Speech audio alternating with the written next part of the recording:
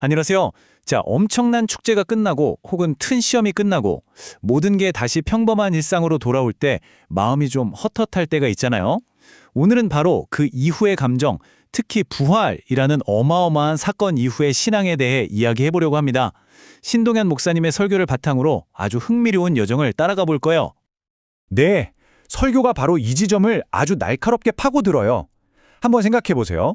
인류 역사상 가장 놀라운 사건, 예수님의 부활이 일어났습니다. 엄청난 소식이죠. 그런데 그 소식을 들은 사람들은 어땠을까요? 마냥 기뻐하기만 했을까요? 아니요. 그들에겐 이런 질문이 남았던 겁니다. 그래서 이제 우린 뭘 해야 하지? 어떻게 살아야 하는 거지? 바로 이 사건 이후의 신앙에 대한 질문. 이게 오늘 이야기의 핵심입니다. 자, 이 질문에 대한 답을 찾으려면요. 우리도 시간을 거슬러 올라가야 합니다. 바로 부활절 당일 두 제자의 여정을 한번 따라가 볼 건데요. 근데 이게 좀 이상해요. 부활절인데 이들의 여정은 기쁨으로 가득 찬 게 아니라 아주 깊은 절망과 혼란 속에서 시작되거든요. 여기서 정말 놀라운 점이 뭐냐면 이 제자들이 예수님의 무덤이 비어 있다는 소식을 분명히 들었다는 거예요. 보통 같으면 이게 무슨 일이지? 하면서 예루살렘에 남아서 더 알아봐야 하잖아요. 그런데 이 사람들은 정반대였어요. 모든 사건의 중심지인 예루살렘을 등지고 엠마오라는 시골 마을로 그냥 터덜터덜 걸어가고 있었던 거죠. 도대체 왜 그랬을까요? 바로 이 한마디에 그들의 심정이 다 녹아 있습니다. 우리는 이 사람이 이스라엘을 구원할 뿐이라고 믿었는데, 이 말이 너무 슬프지 않나요? 그들이 가졌던 모든 희망이 십자가와 함께 산산조각 났다고 생각한 거예요. 그러니 빈 무덤이니 뭐냐는 소식은 그냥 혼란스럽기만 했던 거죠. 그래서 다 포기하고 말 그대로 후퇴하고 있었던 겁니다.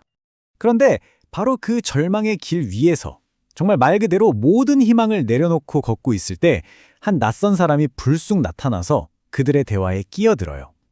물론 이 제자들은 전혀 몰랐겠죠. 이 낯선 이와의 만남이 자신들의 인생을, 아니 세상을 바꿀 이야기의 시작이 될 줄은요. 야, 이게 정말 이 이야기의 가장 큰 아이러니 아니겠어요? 자기들이 지금 누구 때문에 이렇게 슬퍼하고 있어요? 바로 예수님 때문이잖아요. 그런데 그토록 슬퍼하며 이야기하던 바로 그분이 자기들 옆에서 같이 걷고 있는데 그걸 못 알아본 겁니다. 그들의 슬픔이, 그 절망감이 눈을 완전히 가려버린 거죠. 그 낯선 사람이 무슨 얘기들을 그렇게 하세요 하고 물으니까 이 제자들이요, 정말 기자처럼 브리핑을 쫙 합니다. 예수라는 선지자가 있었는데 기적을 행했고 지도자들이 그를 십자가에 못 박았고 오늘이 사흘째 되는 날인데 여자들이 가보니까 무덤이 비었더라. 심지어 천사들이 그가 살아있다고 했다더라. 와, 정보는 완벽해요. 팩트는 다 알고 있는 거죠. 근데 그들의 보고 마지막에 딱 한마디가 붙습니다. 하지만 그분을 직접 본 사람은 아무도 없었습니다. 바로 이거예요. 모든 게 다 카더라 통신, 남에게서 들은 이야기였을 뿐 자기들 마음속엔 확신이 없었던 겁니다. 이 불확실한 브리핑을 다 듣고 난 낯선이가 정말 안타깝다는 듯이 말해요. 아니 왜 이렇게 마음으로 믿는 게 더딘가요? 하면서요. 그러고는 정말 놀라운 성경 공부가 시작됩니다. 모세부터 시작해서 모든 선지자의 글, 그러니까 구약 성경 전체를 넘나들면서 이 모든 십자가와 부활 사건이 사실은 이미 다 예언된 일이었다는 걸 하나하나 설명해주기 시작하는 거예요. 자, 드디어 엠마오에 도착했습니다. 제자들은 길 위에서 엄청난 가르침을 준 이 낯선 사람과 헤어지기가 너무 아쉬웠던 거죠. 그래서 저녁 드시고 가세요 하고 붙잡습니다. 물론 그들은 전혀 상상도 못했겠죠. 이 평범해 보이는 저녁 식사 자리에서 그들의 온 세상이 발칵 뒤집히는 순간이 기다리고 있다는 걸요. 식탁에 앉았는데 손님으로 초대받은 그 낯선 이가 갑자기 주인이 된 것처럼 행동해요. 떡을 집어들고 감사 기도를 드리고 그걸 떼어서 제자들에게 나눠주기 시작합니다. 이 네 가지 동작, 어딘가 너무 익숙하지 않나요? 맞아요. 바로 십자가에 못 박히시기 전날 밤 최후의 만찬에서 예수님이 하셨던 바로 그 행동이었습니다. 바로 그 순간이었어요.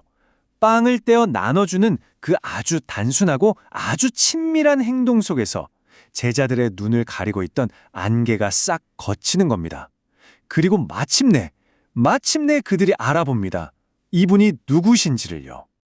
그런데 정말 영화처럼 그들이 주님이시다 하고 알아보는 바로 그 찰나에 예수님이 사라져버리십니다. 눈앞에서요. 그들에게 남은 건 텅 빈 자리와 방금 겪은 그 강렬한 경험뿐이었습니다. 설교에서 목사님은 바로 이 순간을 표현하기 위해 찰나라는 단어를 사용하세요. 정말 기가 막힌 표현이죠. 그동안 머릿속을 가득 채웠던 수많은 정보와 의심, 혼란이 단 하나의 강력한 경황으로 인해 한순간에 명확해지는 거예요. 남의 이야기가 나의 현실이 되는 바로 그 순간, 그게 바로 찰나입니다. 그리고 바로 이 지점에서 설교의 진짜 핵심이 드러납니다. 바로 전해 들은 신앙과 내가 직접 경험한 신앙의 엄청난 차이예요. 생각해보세요. 불과 몇 시간 전만 해도 이 제자들은 여자들 말이 그러는데 라면서 남의 이야기를 전하기 바빴죠. 그런데 이제는 뭐라고 하나요?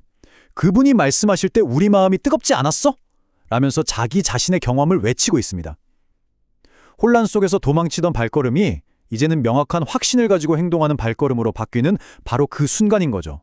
이 단 한 번의 찰나적 경험이 이 두 사람을 완전히 바꿔놓았습니다.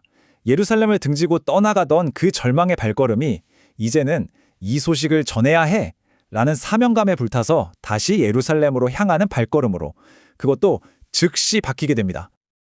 그들은 아마 서로의 얼굴을 보면서 이렇게 말했을 거예요. 가만히 있어봐. 생각해보니까 그분이 길에서 성경을 풀어주실 때부터 우리 마음이 막 뜨겁게 타오르지 않았어? 아, 이게 정말 중요한 포인트예요. 깨달음이라는 게 마지막 빵 떼는 순간에만 짠 하고 나타난 게 아니라는 거죠. 진실의 증거, 그 뜨거움은 이미 여정 내내 그들 마음속에 존재하고 있었던 겁니다. 불과 몇 시간 만에 일어난 이 드라마틱한 변화, 정말 놀랍지 않나요? 오후에는 슬픔과 의심에 가득 차서 예루살렘을 떠나던 사람들이었어요. 방향이 바깥쪽이었죠? 그런데 저녁에 눈이 열리고 나서는 즉시 기쁨과 확신을 가지고 다시 예루살렘으로 돌아갑니다. 방향이 완전히 안쪽으로 바뀌었어요. 이건 그냥 감정 변화가 아니라 절망에서 사명으로의 180도 전환인 겁니다. 그렇게 예루살렘의 한달음에 달려간 그들은 이제 더 이상 그냥 소문을 듣고 전하는 사람이 아니었어요. 그들은 다른 제자들 앞에서 당당하게 외칩니다. 우리도 주님을 봤습니다. 다른 사람들의 증언에 자기들의 경험을 더해서 그 부활이라는 엄청난 소식을 완성시키는 능동적인 증인이 된 거죠. 그러니까 이 모든 이야기를 관통하는 핵심 메시지는 결국 이거예요. 진짜 신앙, 부활 이후의 신앙이라는 건 그냥 예수님의 이야기를 머리로 아는 것에서 그치지 않는다는 겁니다. 그 위대한 이야기가 바로 내 삶에서 벌어지는 나의 이야기가 되는 것. 수많은 정보를 살아있는 경험으로, 차가운 지식을 뜨거운 확신으로 바꾸는 것. 바로 그게 핵심입니다. 그래서 오늘 이 엠마오로 가는 길 이야기는 지금 이걸 듣고 있는 우리 한 사람 한 사람에게 아주 중요한 질문을 던지고 있습니다.